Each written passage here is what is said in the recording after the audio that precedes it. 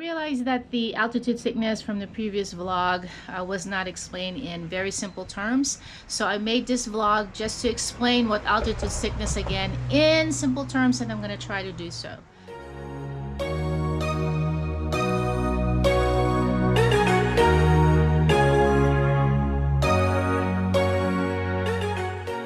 Altitude sickness can kill you. So just be aware of it and be conscious and plan ahead before you do a strenuous hike. This is a PowerPoint presentation of what altitude sickness is. And the table of contents I will discuss are what is altitude sickness, what to look for, and how to prevent it. Altitude sickness is a condition where you have low oxygen levels and atmospheric pressure because of the rapid altitude change as you go up a mountain. It is low oxygen level, low atmospheric pressure. With low oxygen levels and low atmospheric pressure, you experience altitude sickness that can kill you. The body needs to adjust to this changing pressure as you go up, which is much lower and oxygen level at a certain elevation. The low oxygen level, that means that your oxygen content or your saturation in your body, specifically your hemoglobin, which is your cellular component in your body that holds on to oxygen in order to breathe. With high altitudes, oxygen can cause this low oxygen saturation level, or what it's called desaturation of the blood. So it happens because of the atmosphere or your surrounding pressure at high altitude is low. The barometric pressure of the atmosphere is significantly less than that of the sea level environment, which is at 760 millimeters of mercury, which is 29.92 inches. At high altitude with low atmospheric pressure, oxygen molecules in the air are like further apart. They're not as close together, which is usually what it's supposed to do when you're at sea level. And that when the oxygen molecules in the air are further apart, that causes the reduction of the oxygen content of each breath that you take as you go up an altitude.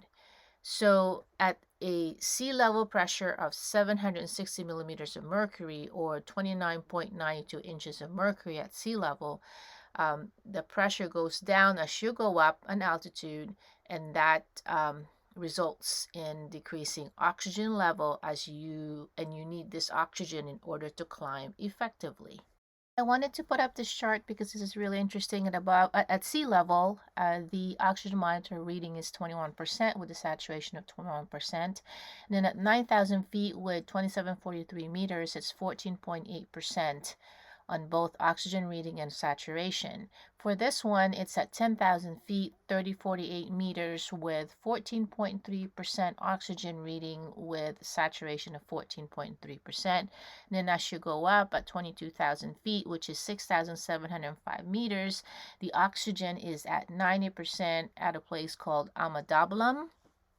I also wanted to add this at 23,000 feet, which is 7,010 meters, the oxygen is 8.7% at Aconcagua.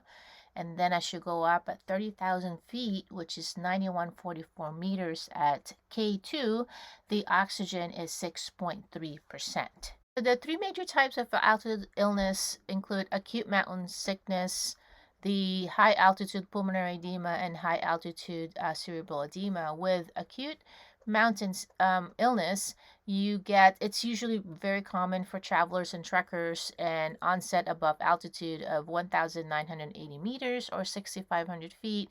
They present with a headache, and it happens about 2 to 12 hours after arrival, with decreased appetite. They have a hard time sleeping.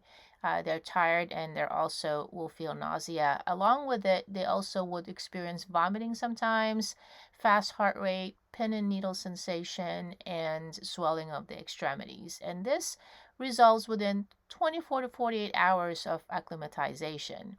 The high altitude pulmonary edema, which means fluid in the lungs, as you can see on the x-ray with whitish color here, which is fluid, between 5 and 10% of patients with acute mountain sickness, they progress to this situation which occurs when your blood vessels in your lungs leak, allowing fluid accumulation in the lungs. And mortality from this, they range from 11 to 44%. So they present with like breathlessness with exertion, also present with persistent dry cough. The third altitude sickness is the high altitude cerebral edema, which means fluid in the brain. So the related condition for this occurs when fluid accumulation in the brain causes this increased pressure within the skull, within your brain.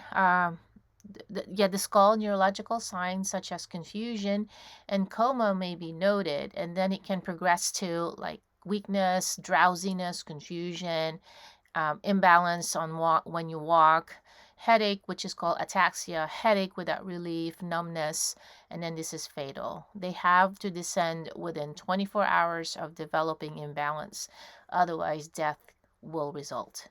So how to prevent or minimize altitude sickness? Of course, number one, you have to consult with your medical provider. Number two, acclimatization takes 3 to 5 days ideally, and it's better to acclimate at 8,000 to 9,000 feet, which is 2,500 to 2,750 meters first before going further up.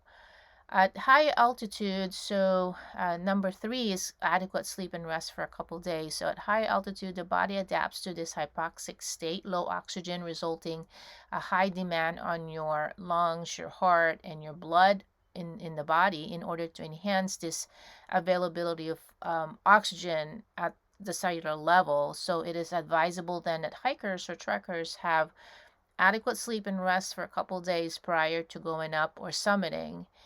So number four is no alcoholic beverages. I don't recommend it because this is a respiratory depressant. It should be avoided for the first 48 hours. And then number five is sedative, and salt should be avoided. Sedative is a respiratory depressant, and salt can cause dehydration. Number six is ascend and descend very slowly. And then the last one is prophylactic medication, which you can consult with your medical provider for this. This includes acetazolamide, ibuprofen, and prednisone. So prevention is very crucial to the reduction of morbidity and mortality, and ascent should be slow, especially those involving like really excessive physical exertion, and that also includes descending as well. So most people do adapt to altitude changes within 3 days, some don't. So returning to lower altitudes also at night is advisable. So again, before ascending to the altitude or summiting, always consult with your medical provider. Thanks for watching, you guys. The next vlog will be comparing what pulmonary embolism is and trying to differentiate that from altitude sickness. So I'll see you guys in the next vlog.